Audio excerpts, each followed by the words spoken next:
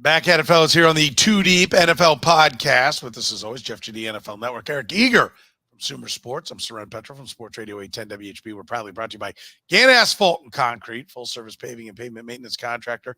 Parking lot problems are problems no more. They've been making them disappear since 1994. Free consultations, no commissions, in-house crews. Solve all your parking problems at GannAsphalt.com. We'll see if the Colts can solve their problem at running back. Johnathon Taylor wants a trade. Is he going to get it? How much did Jim Irsay have to do with this? I will preview the NFC North. Mathew Coller, Vikings beat reporter from Purple Insider and friend of the pod, will be with us. He's also got a new book out, Football is a Numbers Game. Pro Football Focus and how a data-driven approach shook up the game. We'll hear his thoughts on the entire NFC North. Dalvin Cook, the Jets the most likely team? He says they are. Would he be a better fit there or with the Dolphins? Joe Burrow's calf strain. What's the level of concern there? Sean Payton going off on Nathaniel Hackett. Aaron Rodgers firing back. Zeke Elliott leaving town in Boston. Zach Martin's holding out in Dallas. I don't know. Dogs and cats living together. Mass hysteria. It's NFL training camp. It's the 2D podcast starting right now. You're listening to the Too Deep Podcast, the most complete analysis of the National Football League, breaking down the NFL like no one else can. Too Deep is hosted by Jeff Chadiha, Eric Eager, and Soren Petro. Jeff Chadiha is a senior columnist and on-air personality for the NFL Network and NFL.com. Eric Eager is the vice president of research and development for Sumer Sports. Soren Petro is the afternoon drive host of the program on Sports Radio 810 WHB in Kansas City. Too Deep is proudly brought to you by Gann Asphalt and Concrete, Kansas City's nationally recognized full-service paving and pavement maintenance contractor, making parking lot problems disappear since 1994. Free consultations, no commissions, in-house crews, and every project comes with a written warranty. Find them online at GannAsphalt.com or call 816-484-3338. Gann Asphalt and Concrete, one contractor, all things parking lot. Now, here are the hosts of the Too Deep Football Podcast, Jeff Chadiha, Eric Eager, and Soren Petro. Thank you, Curtis. We do appreciate it. Another week, another running back that's upset.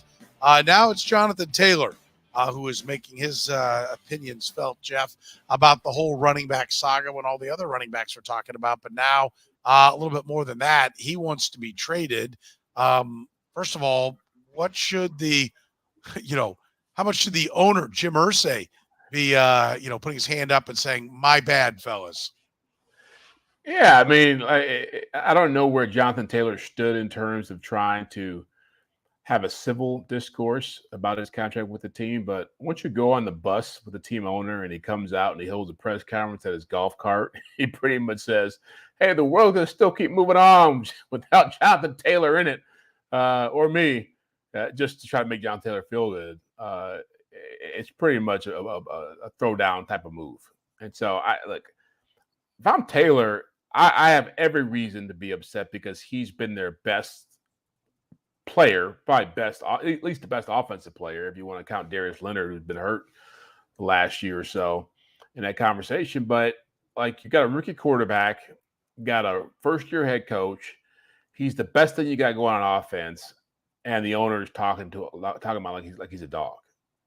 We had this conversation last week about the running back market, and we talked about it's nationally we want to make it so like it's a one size fits all conversation, but every team is different in terms of what they need from that position. And if you take Johnathon Taylor off that team, I don't care how excited you are about Anthony Richardson as your quarterback, it's going to be a long year.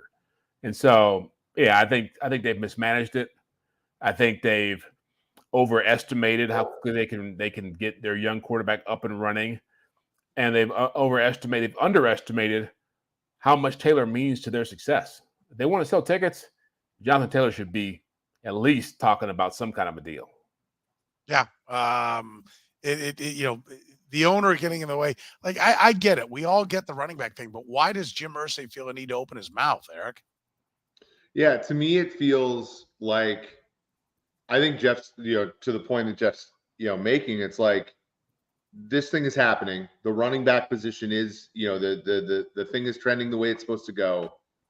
but by God, like we don't have to talk about the guys like they're cattle or something like that. Like for good, like, and I see it like Taylor's agent's a kind of a, he's being a privilege right now and all that kind of stuff.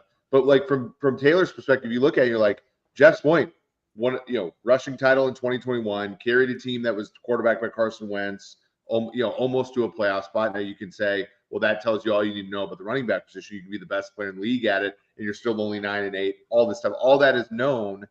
But if you're Jonathan Taylor, you're looking at the market next year that's going to include Saquon Barkley, it's going to include Josh Jacobs, it's going to include Tony Pollard, it's going to include like some other guys, and you're like, I need to get out ahead of this thing, because if I'm swimming in the same seas as these guys, it's going to be pretty expensive as far as a decision. So you push it. He can also look at the rest of the league and say, look, like a team like Chicago needs to get up to the spending floor. Maybe they'll consider him, all this stuff. Like, I think they're trying to push the envelope. It brings up an interesting point, though. I think a lot of people have said with running backs and other like kind of non-premium positions, oh, you could draft them high and then like kind of play them for 4 years and discard them. I think the players are starting to wise up to that, of course, and they're starting to make some noise before the contract even comes up, to the point where, again, like, no, if you draft a player and you expect him to be good, you have to think about what that second contract is going to look like, because they're going to make you think about it before it gets to that point. Yeah, they're making some noise. We talked about this. They have no ground to stand on. Making some noise in what way? There's nothing that running backs can do. Like, this is the world they live in. Like, they're not going to, as a position group, strike, right? That's not going to happen. I mean, it is what it is. I mean, does Jonathan Taylor have any more power than Saquon Barkley? Because Saquon Barkley got $900,000 extra. And by the way, that was a bone that was thrown by the Giants. Well, he's now on the PUP list, right? I mean, just ironically, 2 days after that conversation happened with Irsay, all of a sudden he's got some kind of injury. That's the only move they can make in this, is to start holding in, is to start saying, all right, well, we always will have some magic hamstring injuries, some magic back injuries, some magic calf strains, and we'll see how you like life without us. And I sympathize with running backs in one way. We've talked so much about this being a quarterback-driven league, and it is, but there's a lot to be said for having a good run game. And it'd be very hard-pressed to find a quarterback who's won a championship in the last 20 years without a decent running game to go with it, including the quarterback in Kansas City. I mean, so there is value in that. The question is, how much value is there in that? And so I think a lot of owners end up chasing this dream of finding the next Patrick Mahomes or Joe Burrow or Josh Allen or Aaron Rodgers. And really, you can win a lot of games. Look at Tennessee Titans. You can keep yourself in contention with a pretty dominant running game if you want to commit to that.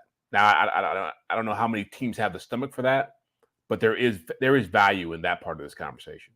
Yeah, for sure. I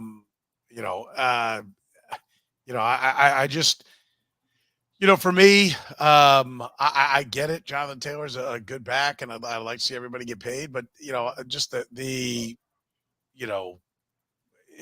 I just don't see, where, he thinks he can get anywhere with this. Like, your only choice for a running back is to play for as much as you can get and not waste a year of your actual, money earning years, right? Like, yeah. And by the way, it's $10 million. It's not nothing. Yeah, but look, they're in an impossible situation, right? Because the league is such that, you have the 4-year deal. Running backs, by the time you get to year 5, they're on the bottom of their age curve, right? Like that's unmistakable. They're one position where, by the time that they're done, almost all of them are over the hill, even Derrick Henry. Derrick Henry was not as good after he signed his deal as he was before. He's still great, but it's an asset that, talk about Chris Jones in the last show. These are assets that are very valuable, but they're declining, right? And running back is just like the easiest one to look at, right? Because it's got so many strikes against it. The running game isn't as valuable as the passing game. The running back doesn't influence the run game as much as, say, the quarterback does the passing game or wide receivers do the passing game. and the age curve is rough for them. So they got 3 rules of thumb that are really hard to break. And there are some guys that break the mold, like Derrick Henry, at times. But for the most part, it's a bad gamble to bet on them. And so I don't think that the running back situation is going to get better in the current NFL if you have a draft and you have a rookie wage scale. And so, the problem is the league's union, and Jeff can talk about this better than maybe I can. The league's union sucks, and they do a terrible job of helping the players. And in 2011, they thought they were doing the veteran players a solid by putting in the rookie wage scale. It was the exact opposite. That there are more league minimum players in the NFL now than there ever have been. It cut out the middle class. And now running backs, imagine if a running back, like I remember growing up, Robert Smith, who's a very smart player. Robert Smith signed a 2-year contract out of Ohio State, right? That dude held out going into year 3 and got his because he held out when he had leverage. These 4-year deals or 5-year deals with a 5th-year option, by the time you get to the free agency, you have no leverage because you're run out of gas. And then in 2020, they obviously, the pandemic made it harder, but they signed another dog bleep CBA. Like they can't do anything until 2030 about this. Really effectively. I made this my last words on when I was doing the ESPN show on I don't know, one of the weekends ago. Is like, here's a thought, guys. Jeff, you tell me how much you think this actually rings true. Pay attention in the union meetings. Like don't blow it off. Like, quit screwing around. Like, the NFL players are the worst. And like, just give me my money now. Yeah, but this is going to mean that you can't get to free agency till 5 years in if you're a first-round running back. Like, you're not going to be able to do it. I don't care. Give me my money now. Like, let's go. Like, I've talked to the handful of guys that do take care of their money. They never pay attention to that crap, and they just get walked all over.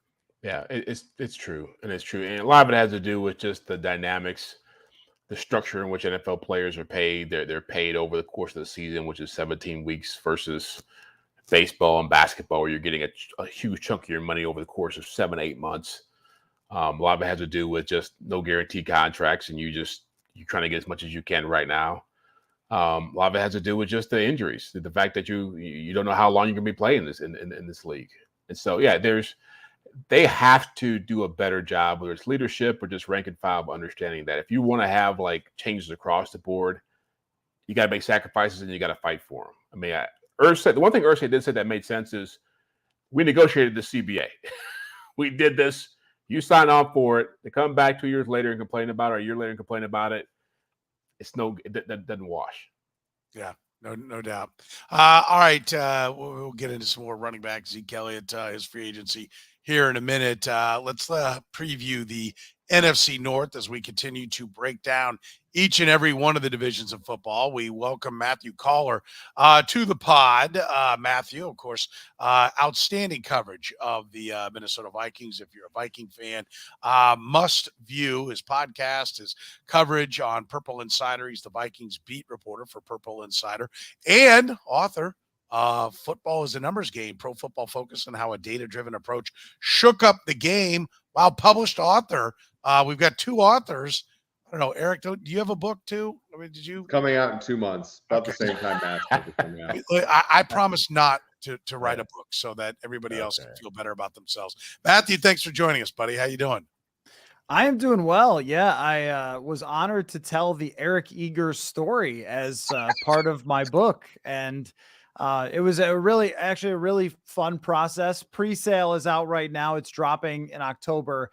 I started back in June 2021. I reached out to the founder of PFF, Neil Hornsby, and just asked him, like, can I tell your story, man? Because I don't know that the world knows that you are a random British guy who just loved football and then created the most influential analytics company in pro football. And then as things, unraveled, just learning more about the story, the background is really crazy. The influence is much deeper than I think anybody knows, which I discovered, including with an interview with Kwesi Adofo-Mensah, the Vikings GM, and kind of a cool moment at camp. I was able to give him the book for him to read the other day because I got the author copies early. And so we had a discussion about it. But Kwesi was telling me that it's in the book, so I'm not revealing off the record conversation, but in the book, just about how PFF played a huge role in his career and becoming a general manager, because he was one of the kind of early people to buy into PFF data is something he could work with and something he could model and kind of make a difference, and got people in the San Francisco organization to kind of pay attention to him that way. So there's a lot of stories like that as PFF came along, and Eric's is definitely one of them, going from math professor to influential analytics mind in the NFL. Well, it's a great way to open this up, talking about how great Eric Eager is. And since he disowns, At least we did the first podcast so that Jeff and Soren could beat the hell out of me for an hour straight about my cheesesteaks. Right. Matt comes in and softens the blow a little bit. Well, since Eric has like disowned the Vikings, his hometown team, we'll have you start there since you cover the team. People forget they're the defending NFC North champions, and they still have some pretty decent players around them. Aaron Rodgers is gone. The Detroit Lions are a very trendy pick to win the NFC North. But where do you sit right now on the Minnesota Vikings? They've lost Dalvin Cook. Obviously, they worked on a deal with Danielle Hunter. Zadarius Smith is gone. What do you think this team is going to be this year? Yeah, it's very interesting because of just how much turnover there was this offseason. Because it was kind of a slow burn, you almost don't realize it until you start going through how many Pro Bowls they lost. I believe it is 18 Pro Bowls if you combine everybody that they lost. And then Dalvin Tomlinson is a really good player, not necessarily a Pro Bowler, but if you use PFF, you'll be able to see, or just eye test and watch him play, how much of an impact he has, or look at how much Cleveland paid him to come over there. And now the replacements are a lot of young players and a couple of guys that they're sort of taking swings on defense, like Byron Murphy, I think has some good underlying stats. He's an intriguing player that maybe was in a bad situation in Arizona. They have inexperienced players, Mekhi Blackman, a rookie who, again, I mean, if Kwesi Adolfo-Mensah is making bets on guys who have great PFF stats, Mekhi Blackman was that draft pick because his college numbers were fantastic. He's already taking first team reps as a third round rookie. That's interesting. A fourth round rookie from last year, Caleb Evans, is starting at the outside corner. And then they have kind of a battle at safety. Lewis Seen, the first rounder, still has not yet emerged as a starter, but it's all young guys there along with Harrison Smith. And then the wild card is Brian Flores, because he comes in with a great track record, a guy who we all know should be a head coach in the NFL.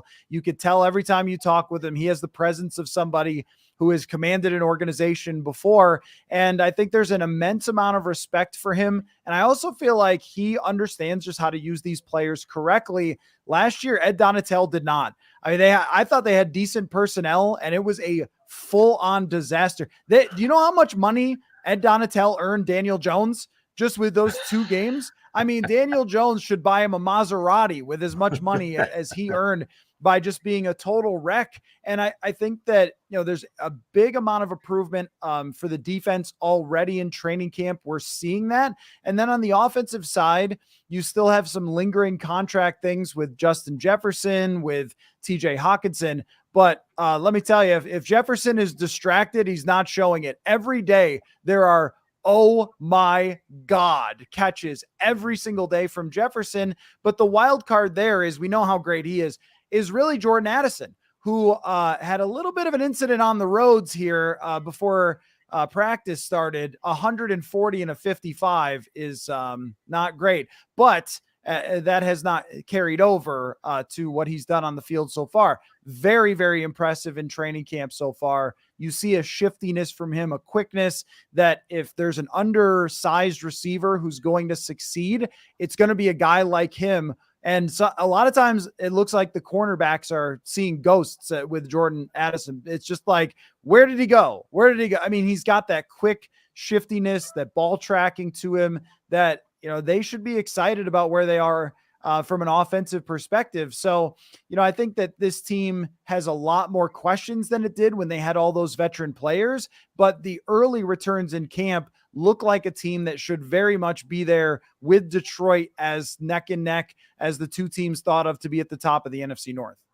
Well, and Matt, speaking of Detroit, right? Because I think with all the things the Vikings have done, right? You put Kirk Cousins kind of on the final year of his deal. They haven't really done a ton other than push things into the future with him with void years and stuff. Same thing with Danielle Hunter. I'm assuming that his new deal is going to have voids on it as well.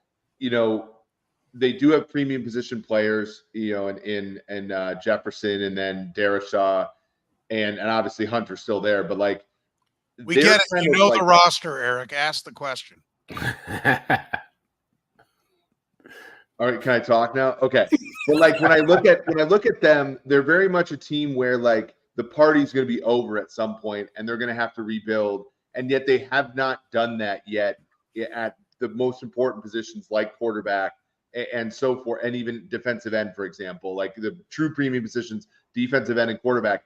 And then so is there, when I look at this, I think like, is there a changing of the guard in the division, right? Because Green Bay, they lose Rodgers, they go with Love. I think that, you know, there's still some talent in the team, but right now the markets have them at 4-1 to win the division. Detroit, to me, seems like that team that's going to slide in and be that favorite for at least the foreseeable future because of the composition of the division. Detroit has its own issues with, you know, what they drafted with a running back, linebacker. But like when you look at the Lions, I think that their window to win this division for the first time since 1993 is like right now. And it seems like the Vikings and the Packers, who have kind of owned this division for half a decade now, are kind of sliding into, you know, a little bit of a new era for those teams.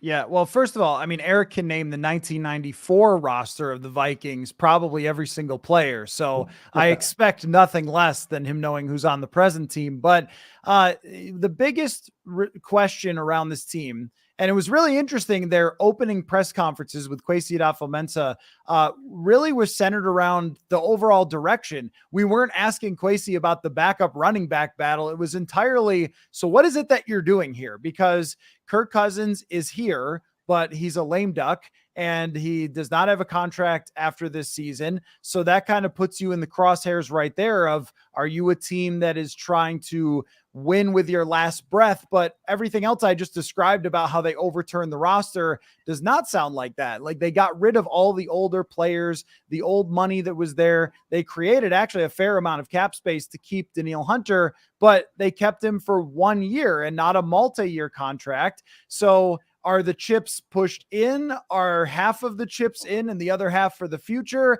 And when Kwesi Adofo-Mensah got here, he used the term competitive rebuild. And I think all of us went like, come on, man, you can't do that. It is 2022.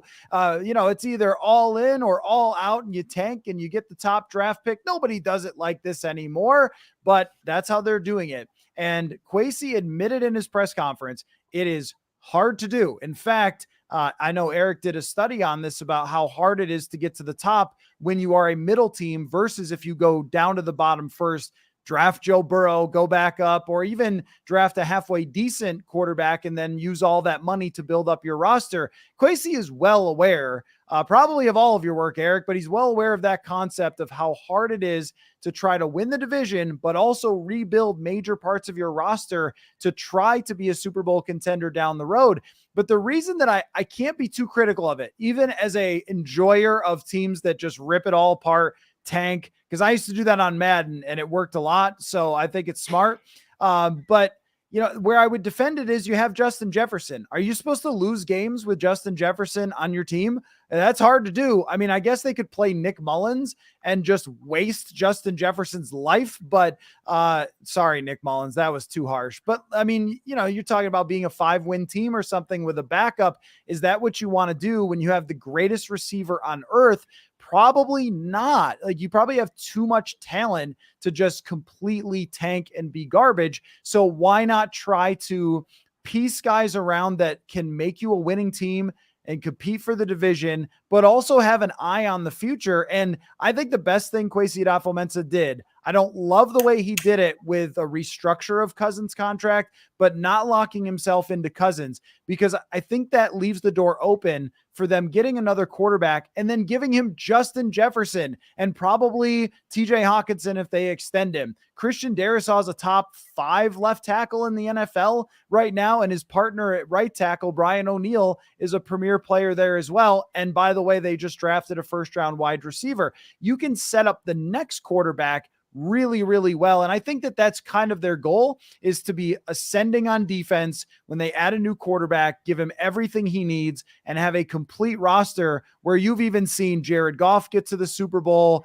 Carson Wentz make a case for MVP when he had a great team around him, Baker Mayfield looked like a really good quarterback. There's so much that goes into it if it's not Mahomes, but even Jalen Hurts, it's not a mistake that Jalen Hurts gets AJ Brown and takes another step. And I think he's a great quarterback, but he's probably not doing that without one of the top 5 receivers in the league.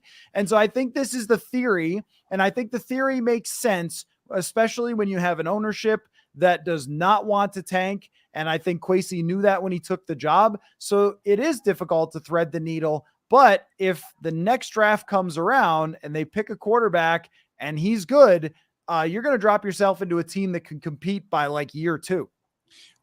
Real quick, one more on the Vikings, then we'll start the rest of the division. Tommy asked this, and I was going to the same spot. How did Minnesotans receive quarterback with everything that, getting a chance to see Kirk Cousins? He's been a lightning rod guy. And I would say even more specific, the no football on Tuesday. Which, I'll be blunt, blew my mind, and I on a lot of different levels, which we don't need to go into. We've talked about many times here. But for you, what's the vibe that how the Vikings organization received it, how the fans received Kirk Cousins in that? Yeah, I thought that the no football on Tuesday thing was totally fine. There were some people who asked me about that, and like, is he like not giving his all or something? And like, no, I think it's probably better. And also it's the whole team's day off. So that wasn't really mentioned in the show, but I mean, it's like some quarterbacks will come in and there'll be a handful of guys that do, but the players are not in the building that day. So it's not like he's skipping practice every week. It's like the team day off, but I think to decompress is probably a good idea for some of these guys. But in terms of Cousins, so I did a story where I put out on Twitter and I said, if you watched quarterback and have thoughts on Cousins, DM me and I will call you. And so I called on a Saturday 7 different Vikings fans and asked them just what they thought.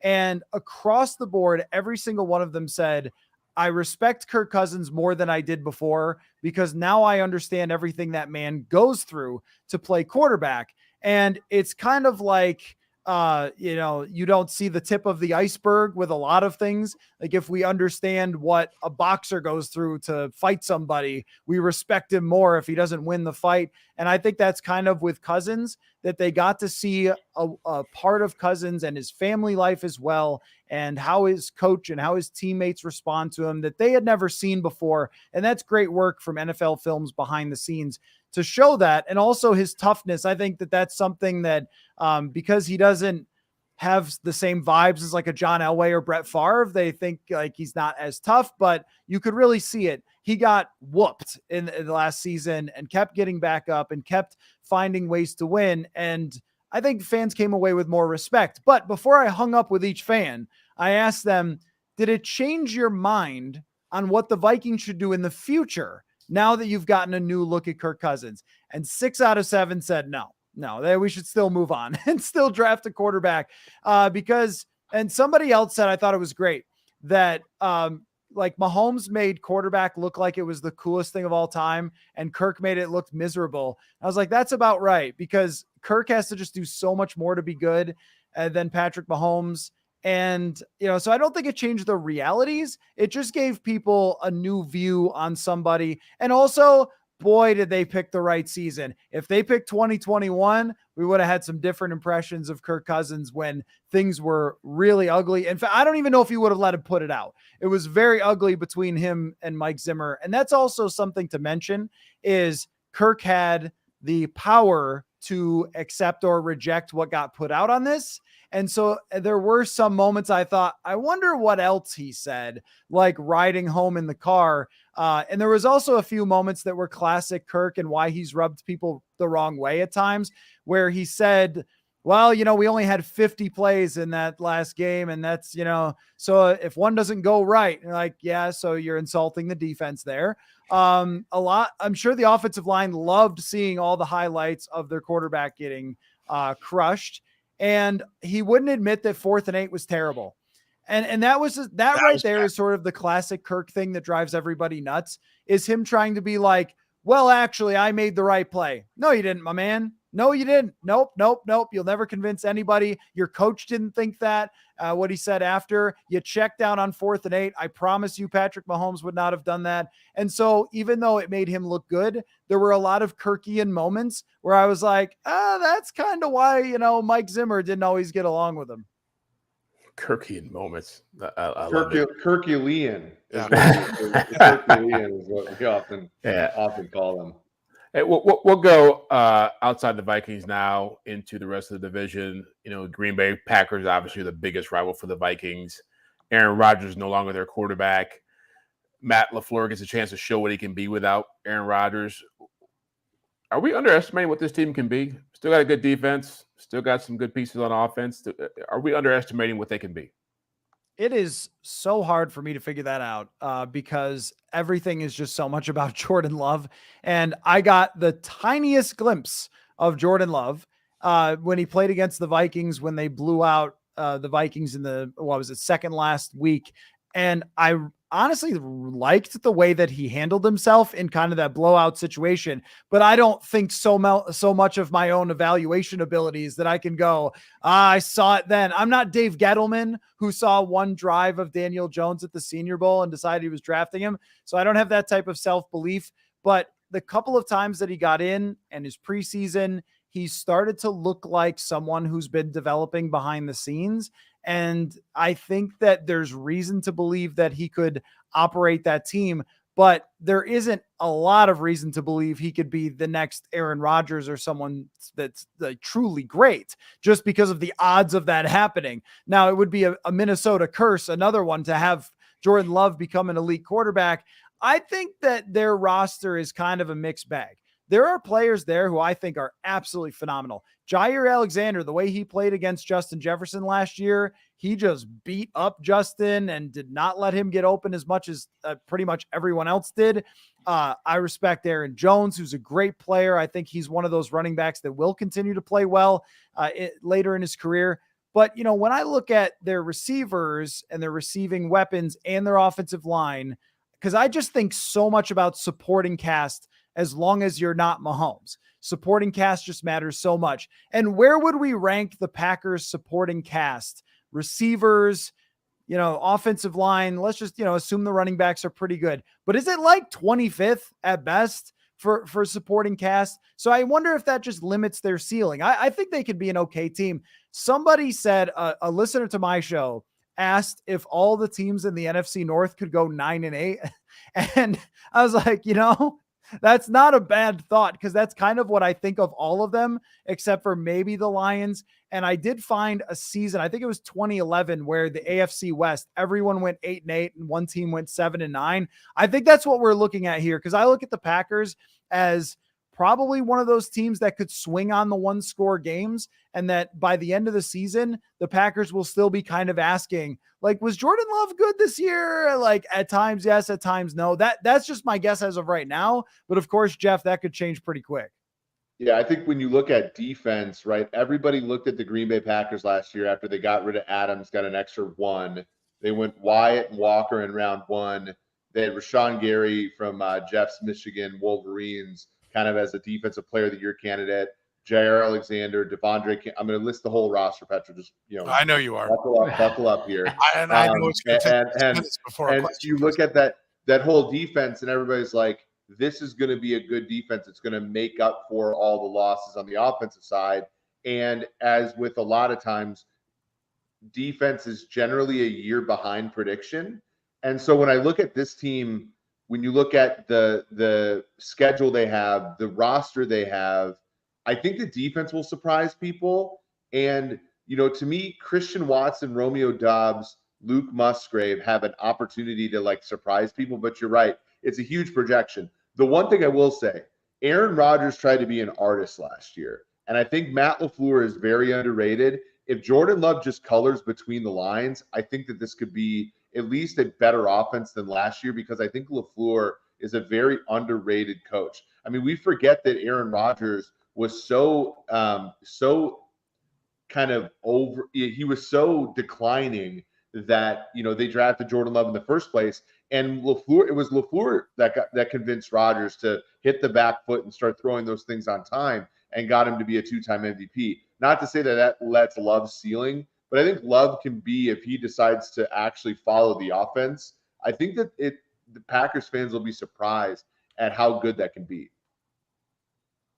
Yeah, I mean, I guess for me, it's just very much like way up in the air for everything, because you can also make sort of the argument of like, defenses are so hard to predict that if they get one guy hurt, then they're just not going to be as good. Like if Jair Alexander or Rashawn Gary is hurt, they just are not going to be a great defense. And I also wonder about their coaching. Now they've played pretty well defensively at times against the Vikings, but that week 1 game where they seem to be wholly unprepared for, did you guys know Justin Jefferson was good before last year? Cause I did, but I mean, I'm here. So maybe the Packers missed it and just forgot to cover. There were times where they were covering him with a linebacker. Like, I don't know how that happens. There's no scheme that makes that happen. So I don't know if I trust them to be a good enough defense to be elite. And that's where you come with, there's enough questions to make them like not great. And there's enough questions to say they could be pretty good, which is where you end up with 8-9, 9-8, kind of a middle of the road team.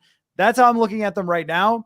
But if Jordan Love flips a switch on and the guy's really good, then they could compete for the division. Right now, I probably have them as the 3rd best team in the division, but that is kind of going to be a week to week prediction, I guess, that might change. Let's turn to the Chicago Bears. Listen, there's a difference between progress and motion. A lot of motion in and around the draft, but I don't know that they made any progress really appreciably because they didn't change the quarterback. Does anybody in this division fear Justin Fields taking some major step in the Bears becoming a juggernaut on the offensive side of the ball?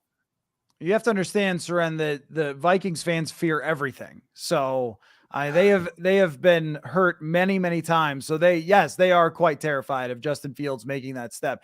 And the theme of the night is supporting casts, because Justin Fields last year was not just not just bad. It was a horror show. The receivers he's throwing to, and by the way, I mean, Ryan Poles, I think, has done a good job with his overall direction, but I do not understand trading for Chase Claypool. If Mike Tomlin said he was getting rid of $1,000 and wanted to give it to me, I'd be like, no. I'm not taking anything you're getting rid of. If you can't play for Mike Tomlin, forget it. I don't want you on my team. I don't know what they were thinking with that trade, but I also think that DJ Moore can be a guy who is actually better for his second team than his first, because look at the quarterbacks that he had to play with. And yet he was still pretty darn effective at times. And I do kind of end up like forming my opinions by when I see these teams play the Vikings. But when I saw DJ Moore, I thought this guy is open way more than he's getting the football. So even just having one guy to start with for Justin Fields that he can throw a contested catch to, he can have open pretty consistently, that to me is a big upgrade for him. And he is truly special in the run game. So he doesn't have to be elite as a passer. He can still be flawed as a passer. But if he takes even a decent step because of a better supporting cast, then they can have a pretty good offense. I don't recognize most of the players on their defense. Maybe Eric could name all of them to start with, just every player. But there's some guys that, I think are just not really NFL starters. And I think their defense is going to be pretty brutal. So I see them as being like a team that everyone's talking about ascending, but not ready to truly compete for the division yet, even if Fields is really good. And last question here. I know we got to move forward here, but the Detroit Lions, you mentioned Green Bay's the 3rd best team in this league. Where do you have the Lions ranked in this division? Yeah, I have the Lions at the top. For one, I am a Man Campbell believer. That's where it starts. But I mean, for one, I just think that the energy that he's brought to that team, he's also Dan Campbell like a fox, though. Like, he knows that he's making ridiculous statements sometimes. I think he knows what he's doing at the podium and getting guys hyped up. But I also think that this guy put Ben Johnson in charge of his offense, and that was no mistake. And to let Ben Johnson take that offense where he wanted to take it last year, they had guys running open all the time. And even though I would disagree with drafting a running back as high as they did, the guy is going to play football. And, Jahmyr Gibbs is probably going to be really good with the football in his hands based on what I saw from him in college. That's another playmaker for them. I think they are like walking a delicate line where they should have gotten more wide receivers in there, because if Amon-Ra St. Brown struggles or gets hurt or teams focus on him too much, they could be limited a little bit. I am more of a Jared Goff buyer inner than most people, I think, because once again, I've seen him be awesome against the Vikings, including a perfect quarterback rating game in 2018 on a Thursday Night Football in LA. I think that if you give Jared Goff the blueprint, that he can follow it and they can put up a lot of points. I don't know if they're like a 13-win team, but I also think that they sort of low-key signed a bunch of defensive backs, and they were so bad at stopping the pass last year. That's a big factor for me. They've got some pass rushers now. They've developed a couple of guys, and Hutchinson is a beast. They lucked out with that. I still don't understand Jacksonville not just taking the most obvious guy in Hutchinson. So I think that the roster is very sound, but the one thing that Vikings fans keep coming back with when I talk about this Detroit team is, but they're Detroit. And even though I've never believed in that, because once upon a time it was, but they're New Orleans, and New Orleans was terrible, or Buffalo before they got Josh Allen, I still think that it is one of those things that they could teeter a little bit more than we think. Like, they've got all the hype, but a couple of injuries. If Jared Goff's offensive line isn't 100% healthy, which I think is the biggest determining factor of Jared Goff, if his line is good, he's good. If it's not, yikes. So I think there's questions to be answered there, because they're not a team with an absolutely, alien quarterback like, the Bills or the Bengals or the Chiefs. But I think they should win the division. They are a better team in my mind than the Vikings. I would say, here we go with the Lions getting all the hype, but I don't remember the Lions ever getting the hype. That part didn't happen. Mathew, Purple Insider is where you can check out his great work. Mathew Coller, appreciate the time, buddy. Great stuff. Thanks so much, and we'll talk to you on down the road, bud. Jeff, am I going to see you up here or what? Maybe. I've done 2 NFC North teams already, so I might as well hit one more before the tour ends. It's the only time it's nice here. So thanks for having me, guys, and we'll see you again soon. That is true. That is true. Mathew Coller, Purple Insider, with us. It is beautiful there in the summer. So that it is. I love it. I miss Chiefs. I love that Chiefs training camps in St. Joe, but I miss going to River Falls, Wisconsin, because the weather is out of this world. It's absolutely spectacular. Mathew Coller, Purple Insider, and a little love for his book as well. If you want to check that out, Football is a Numbers Game, Pro Football Focus, and how a data-driven approach shook up the game. You can look for that. It's going to be coming out this fall in October. It is the Too Deep NFL podcast, brought to you by Gann Asphalt and Concrete, full service paving and pavement maintenance contractor. Find them online at GannAsphalt.com. Let's hit a couple of points here as we spin through things. Dalvin Cook to the Jets. Is this the right fit for him, Jeff? I think it is. I mean, you think about what his options are right now. I know he's probably trying to leverage his situation as best he can and drive up the price in places like Miami, where he's from. But you look at what Aaron Rodgers did, taking a pay cut. You look at what that roster already is. He's trying to find a way to make more money. No better way to do that than to go to a place where you're not going to have to be the bell cow. You have Breece Hall there. You have other options to carry the football. I think being in a big market, being with Aaron Rodgers, it makes a lot of sense. He's a luxury, not a necessity. But certainly if they're able to win a championship with him being there, it's going to help him down the road if he wants to get one more big payday. Dolphins or Jets, Eric? Where would be the better spot for him? Well, I think it's clearly the Jets, because the Dolphins have Raheem Mostert, they have Devin Akane. I think Jeff Wilson is still there. And I think with Cook, it's really just you're going to spell Breece Hall. And running back ACLs and stuff, like I think he'll have an opportunity to be the guy right away. And frankly, Cook had, kind of down the stretch a season ago, wasn't great at taking on contact and stuff like that. I think him going somewhere like that where he can get enough carries, but he also doesn't have to carry the whole load, and he can they can lean off of him as the season progresses a little bit. It's sort of the perfect situation. Rodgers is also a very, very good quarterback at throwing the ball underneath the running backs, and he hasn't really had a running back as good as Cook in the past. It's always been kind of more middle of the road guys, and whereas I don't think Tua is that great at throwing to the running back, and frankly, the Shanahanian systems are not good at featuring the running backs in the passing game. So I think it's the Jets, and I don't think it's particularly close. Jeff, Sean Payton fired out on Nathaniel Hackett.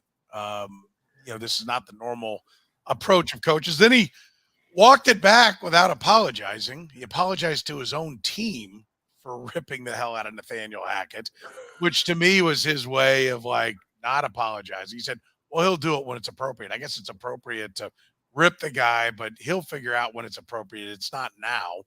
What do you make of that? Is this a sign that Sean Payton's slipping? Is this just a mind game he's playing with his team? What did you take from this? It's total mind game. It's total, and I don't know what's been happening there in the off season, and I don't know if it's a desperation move or if it's just part of his strategy going into this season.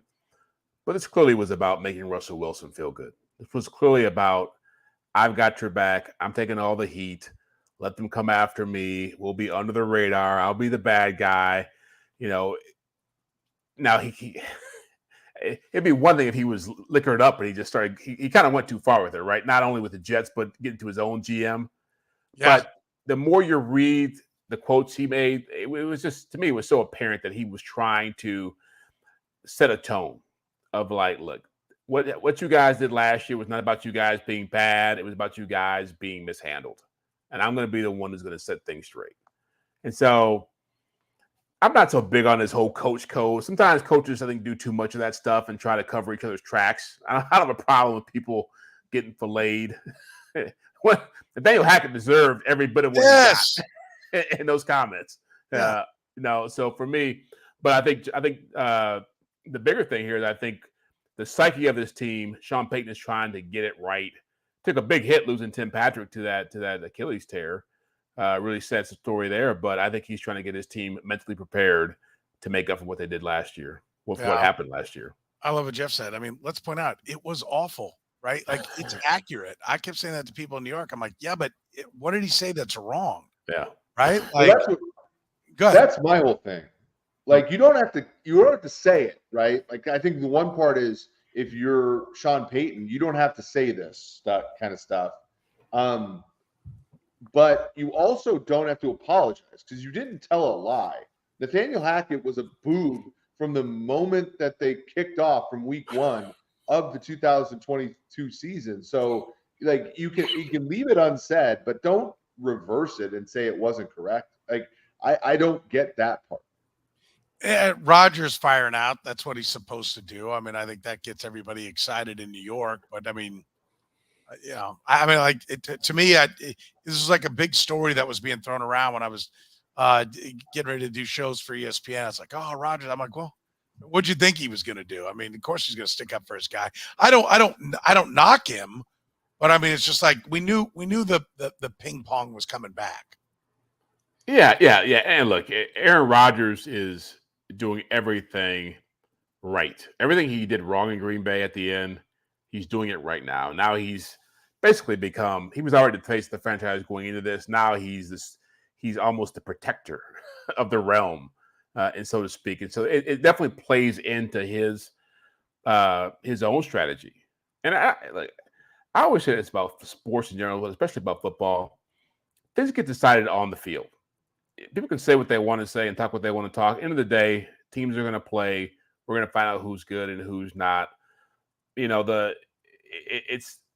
are legitimate questions about the Jets. That even what he said about the Jets is real. Are they too hyped up? Is doing a Hard Knocks a bad decision for them? Is there too much riding on this? There are a lot of examples of teams. Whether he mentioned the Washington, Commanders back in 2000 with Dion and Bruce Smith and those guys. Andy Reid had that team with Michael Vick and Vince Young and all those guys, and Philly, the dream team. We've seen examples of this before. Now it's worked out for guys like like Tom Brady, but ultimately it comes down to the quarterback and the guy you bring in to be the savior. And so if Aaron Rodgers is ready to be that, then more power to him. Did I catch a Game of Thrones in there? Aaron Rodgers, Yeah. first of his name, protector of A lot of them. of the That's a 4 lot in there. boroughs or the 5 boroughs, Okay. mother of Jets. Yeah. Okay, I like that. Protector of the realm. That's pretty good. Listen, he is doing all the right things. That's for sure. And all the Jets fans are excited, and they're all. I do love how they're saying, no, Nathaniel Hackett, he's coordinating again. He's going to be fine. Yes, he was a boob as a coach. Some guys are just better as coordinators. Yeah. How much of a coordinator was he? Right? Like he was like Eric Bieniemy couldn't get a head coach's job because he wasn't calling the plays, and Andy Reid was standing behind him. Well, Matt LaFleur is not Andy Reid, but he was still the juice behind that offense, and we'll see. Is Nathaniel Hackett successful, Eric, in your mind as the OC with the Jets? No, I mean, it's ridiculous. Like he's just as Jeff said something very true and yet probably very infuriating for Packers fans is Aaron Rodgers doing all the right things, which means he knew what the right things were to do, and he just did mushrooms for the last 2 years instead. And that's got to be infuriating for Packers fans because he's standing behind his team. He's being a great teammate. He's doing all the right things right now. And one of those things is defending a coach who's indefensible. Let's be honest. Nathaniel Hackett was the offensive coordinator for the Jags the 1 year that they made the conference title game and then flopped after that. And then he went and was a offensive coordinator in name only for the Packers, and then was one of the worst head coaches we've ever seen coach this side of Urban Meyer. And, it's Rodgers' job to defend him because they're buddies and because he's his coach now. It's funny that he didn't defend Mike McCarthy that way. He didn't defend, it's a very interesting orientation that Rodgers has taken. I don't think Nathaniel Hackett's going to be a difference maker. And, this will go as far as Aaron Rodgers goes, which will be interesting because Rodgers has never been a guy to command his own offense. He's always run somebody else's plays. And he's not a Peyton Manning, in that way. And so it'll be interesting to see if Hackett really is up to it. All right, let's rapid fire through a couple of the other things that are already breaking here at camp. Joe Burrow calf strain several weeks, which is about as ambiguous as a coach can be. The level of concern for Bengals fans should be what, Jeff? I think moderate. I suspect that more of this is about making sure that he's on ice. He's not doing any more damage to himself. The contract is hanging in the air. I'm sure they want to make sure they can get that taken care of. There's obviously you've seen the variance with calf strains. Dak Prescott was out a couple games. We've seen players out as long as 7-8 weeks. I imagine when he may miss the opener, but I don't think anything more than 6-7 weeks is going to be expected for that. I think he'll be playing by week 2. Zeke Elliott leaving New England. Where should he land, Eric? Where does he land? Dallas. You really? Lord. They don't have a back. I mean, I guess they have Deuce Vaughn, but and he's a K-State legend. But yeah, I mean, if they need that kind of power back, that Zeke at the right price probably makes a little bit of sense. They even talked about it today. Yeah, interesting. I didn't see that coming. I figured there'd be enough hurt feelings that it'd be anywhere but there. Zach Martin holding out. What do the Cowboys do? I mean, they're going to sign Zeke Elliott, but not give Zach Martin his payday. How does this one end? I think Zach Martin's going to play out the rest of his contract. He's got 2 years left, and then he'll be moving on. I don't think he's going to get traded next year. I think look, I understand where he's coming from. The value of the guard market's changed a lot since he signed his deal. He's the best player at the position, but this team has so many players at so many primary positions that it's unfortunate for him.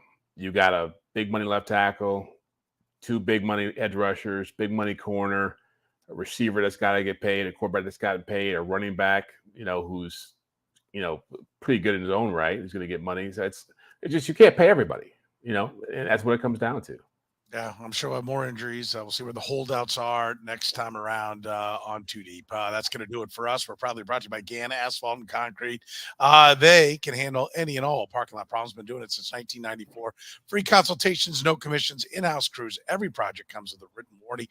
You can find them online right now at GannAsphalt.com. Tell them you heard about it on the Too Deep podcast. That's GannAsphalt.com. For Jeff Chadiha, ready for bed. It's right behind him. As he's been traveling camp to camp. Fall back into it. Yeah, from the NFL Network. Eric Eager from Sumer Sports. My name is Soren Petro saying thank you very much for joining us here on the 2D podcast.